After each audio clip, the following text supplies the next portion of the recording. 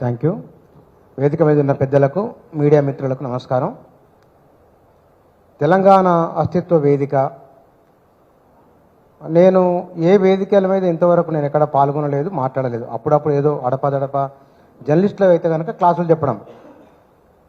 ఎందుకు మాట్లాడాల్సి వచ్చింది, ఎందుకు ఒక అడుగు ముందుకు వేయాల్సి వచ్చింది అనుకున్నప్పుడు 2014 ముందు తెలంగాణ ఉద్యమం, 2014 తర్వాత తెలంగాణ రాష్ట్రం ఏర్పడింది. అధికారంలో ఉన్నవారు ఎటున్నారు, వాళ్ళ పాలసీ ఏమిటి? ఉదాహరణకు మిషన్ కాకతీయ చాలా అద్భుతమైన కార్యక్రమం, బాగున్నది. ఇవాళ కాంగ్రెస్ ప్రభుత్వము కులగణన లెక్కలు ప్రజలకు ఇచ్చింది, చాలా మంచి అంశం. అది ఏది మంచో మంచి అని చెప్పడం, మంచి కానిదని ఇది మంచిది కాదు, తెలంగాణ భవిష్యత్తుకు ఇది డోకా, దాన్ని క్వశ్చన్ చేయడం, ఇది తెలంగాణ అస్తిత్వ వేదిక. మరొక ఉదాహరణ, ఎందుకు ఇంత తాపత్రయము? మేడారం జాతర, కొమరవెల్లి మల్లన్న జాతర, మహబూబ్నగర్లో కురుమూర్తి జాతర, ఇవి తెలంగాణ ప్రజల భక్తిభావానికి, తెలంగాణ ప్రజల సగటు జీవితానికి, తెలంగాణ ప్రజల ఉదార స్వభావానికి కేంద్రాలు ఇవి. ఇలాంటి కల్చరు మనం కాపాడుకోవాలి. అందులో మనం మూఢత్వం ఉంటుంది, మూఢనమ్మకాలు ఉంటాయి, అది కాదు. ప్రజల్లో మంచితనం ఉంటుంది, ప్రేమామయ గుణం ఉంటుంది, దాన్ని కాపాడుకోవాలి. ప్రభుత్వాన్ని ప్రశ్నించాలి, మనదైన ఒకానొక వారసత్వాన్ని కొనసాగించాలి. దీని ఆధారంగా తెలంగాణ అస్తిత్వ వేదిక ఏర్పడింది. స్వతంత్రం వచ్చిన తర్వాత అందరు కాంగ్రెస్ నాయకులు గాంధీని అడిగిరట, బెంగాల్లో ఉన్నాడు ఆయన, గాంధీ గారు మరి ఉత్సవాలు చేసుకుందాం మనమని. అప్పుడు ఆయన చెప్పిన మాట, బెంగాల్లో ప్రజలు ఆకలితో బాధపడుతున్నారు, ముందు వాళ్ళకు తిండి ఇవ్వండి, ఇల్లు ఇవ్వండి, ఆ తర్వాత ఉత్సవాలు అన్నారు. ఇవాళ తెలంగాణ రాష్ట్రం వచ్చిన తర్వాత 60-70 ఏళ్ళు కొట్లాడి అలసిపోయి ఉన్నారు. 12.5 సంవత్సరాలు అయిన తెలంగాణ వచ్చిన తర్వాత ఇప్పుడు మనం మాట్లాడవలసిందే, ఈ 12 ఏళ్ల ప్రయాణం ఎట్లా ఉన్నది, రాబోయే రోజుల్లో ప్రయాణం ఎట్లా ఉండాలి, తెలంగాణ గమనం ఎట్నుంచి ఎటువైపు వెళ్ళిపోతున్నదో ఇది ఆలోచించవలసి ఉన్నది. నిన్న వచ్చిన లెక్కల్లోనే కులాల వారిగా లెక్కలు తీసుకున్నప్పుడు ఎంత పేదరికంలో ఉన్నారు, దానికి కారణాలు ఏమిటి? ఈ అస్తిత్వ వేదిక మాట్లాడుతుంది. ఈ అస్తిత్వ వేదిక వాళ్ళకు ప్రభుత్వాన్ని క్వశ్చన్ చేస్తుంది. ఈ సామాజిక వర్గాల జీవితాలు ఎందుకు ఇంత అధ్వానంగా ఉన్నాయి? ప్రభుత్వం ఈ లక్షల కోట్ల రూపాయల బడ్జెట్ వస్తున్నది, ఈ బడ్జెట్ ఎవరిపైన ఖర్చు అవుతున్నది? ఇది అస్తిత్వ వేదిక క్వశ్చన్ రూపంలో తీసుకొని వస్తుంది. ముందు తరాలకు అవగాహన కల్పిస్తుంది, వర్తమానాన్ని జాగృతం చేస్తుంది, అంతిమంగా తెలంగాణ భవిష్యత్తుకు భరోసానిచ్చేది తెలంగాణ అస్తిత్వ వేదిక.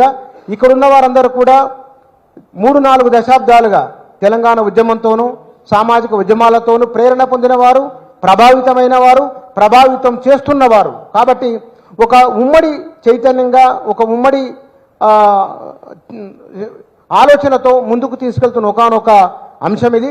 రాజకీయాలకు అతీతంగా అన్నప్పుడు ఇవాళ కాంగ్రెస్, బీజేపీ, టీఆర్ఎస్, కమ్యూనిస్ట్ అని కాదు, ప్రజల కోసం ఉన్న కోణంలో రాజకీయం. వాళ్ళు బీజేపీ మంచి చేసింది అనుకోండి, తెలంగాణకు మంచి అని చెప్తాం.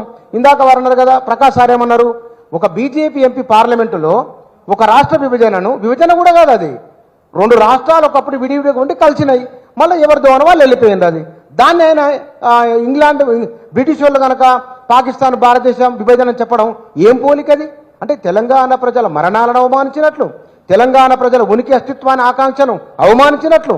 అవగాహన లేకుంటే తెలుసుకోవాలి, అర్థం చేసుకోవాలి, అధ్యయనం చేయాలి, మాట్లాడాలి, కానీ అవమానించే విధంగా మాట్లాడకూడదు. కాబట్టి ఈ అంశాలన్నింటినీ కేంద్రంగా చేసుకునే తెలంగాణ అస్తిత్వ వేదిక తన ఆచరణ కార్యాచరణ ఉంటుంది. నేను మళ్ళీ చెప్తున్నా, తెలంగాణ అనేది ఇక్కడ తెలంగాణ ప్రాంతమే వీరశైవ ప్రాంతము, తెలంగాణ బౌద్ధం, జైనం, భక్తిపూర్వకమైన ప్రేమపూర్వకమైన ప్రజలు ఉంటారు. ఇది జాతీయవాద దృక్పథంతో పనిచేసే సంస్థ. Thank you. మిత్రులందరికీ నమస్కారం. తెలంగాణ అస్తిత్వ వేదిక 19వ తారీఖు నాడు ఆవిర్భావం చెందుతున్న సందర్భంగా ఏర్పాటు చేసిన మీడియా సమావేశానికి వచ్చిన మిత్రులందరికీ కూడా కృతజ్ఞతలు చెబుతూ ఒక విషయం, ఈరోజు మనం తెలంగాణ అస్తిత్వ వేదిక ఎందుకు ఏర్పాటు చేసుకుంటామని చాలా వివరంగా చెప్పారు. ఈ సందర్భంగా అంతర్జాతీయంగా కూడా ఏం జరుగుతుంది అని ఒక క్షణం ఆలోచిస్తే, నిన్ననే అమెరికన్ వైస్ ప్రెసిడెంట్ వ్యాన్స్ ఏం చెప్పాడు, మీరు అమెరికాలో ఉన్నారు, అమెరికా పౌరులు, మీరు ఏ దేశం నుంచి వచ్చినా అమెరికాలో స్థిరపడి అమెరికా పౌరులు అయిన తర్వాత అమెరికా వారిలాగే ఆలోచించాలి, అమెరికా అభివృద్ధి కొరకు మంచి కొరకు కృషి చేయాలి అన్నాడు.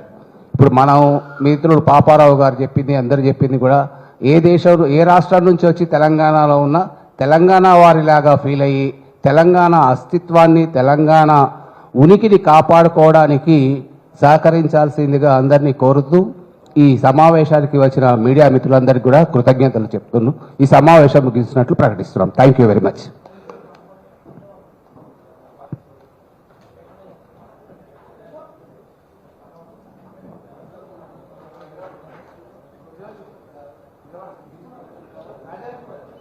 నిలబడండి.